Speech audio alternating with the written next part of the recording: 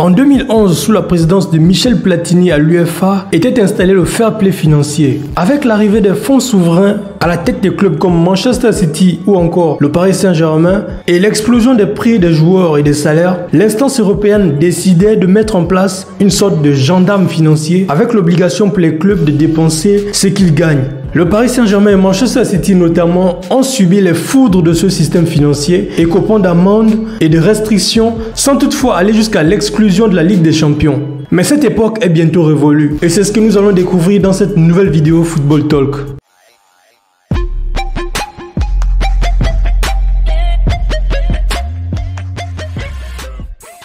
Salut à tous, j'espère que vous allez bien. Alors on se retrouve dans une nouvelle vidéo concernant la réforme du fair play financier dans le football européen. Le fair play financier pourrait être changé, voire même être supprimé selon le quotidien sportif italien, la Gazzetta dello Sport. La pandémie du Covid-19 étant passée par là, les finances des clubs professionnels sont considérablement impactées et ces derniers ne peuvent plus atteindre l'équilibre financier que le dispositif du contrôle de l'UEFA leur impose. Un nouveau système sera mis en place. D'ailleurs, l'instance du football européen échangera avec le Parlement européen afin d'expliquer qu'un nouveau système de règles verra le jour très prochainement. Toujours selon le média sportif italien, le système à venir sera axé sur la possibilité de dépenser le nécessaire sans gaspiller, alors que celui d'aujourd'hui se base sur le principe selon lequel les clubs doivent dépenser autant qu'ils gagnent. A noter également que parmi les nouveautés évoquées, un plafond sur les salaires, mais aussi sur les transferts. Le média italien évoque aussi l'hypothèse d'une taxe de luxe qui viserait à reverser un pourcentage au système lorsque vous acheterez un joueur. Le président de l'UEFA, Alexander Ceferin, va annoncer ce projet d'ici peu et va se battre pour trouver un accord avec les différents clubs européens d'ici la fin de l'année et pouvoir exécuter ce nouveau projet dès la saison 2022. Et puisqu'on parle de finances dans cette vidéo, comme chaque année, le journal français L'Équipe publie les salaires des joueurs de la Ligue 1.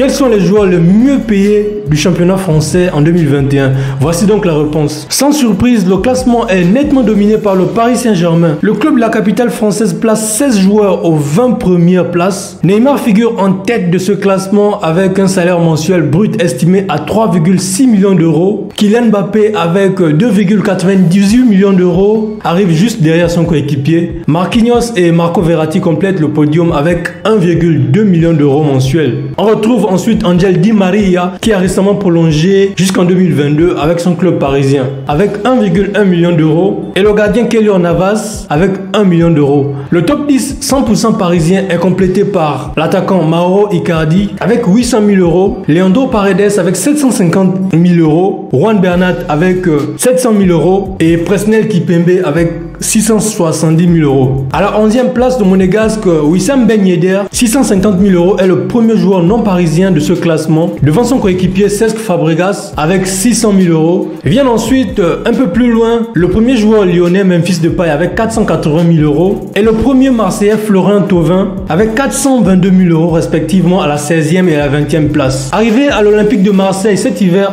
Arkadiusz Milik se place un peu derrière son coéquipier champion du monde au 22e rang, notamment avec un salaire mensuel de 400 000 euros, soit autant que l'Orennais Steven Nzonzi. Et voilà les gars, il s'agit là de grandes réformes à venir dans le football et il me semblait très important de revenir là-dessus afin d'informer tout un chacun. Je vous remercie d'avoir regardé cette vidéo jusqu'à la fin. N'hésitez surtout pas de liker, de vous abonner et de me dire ce que vous en pensez dans la section de commentaires. Et sur ce, je vous dis à la prochaine.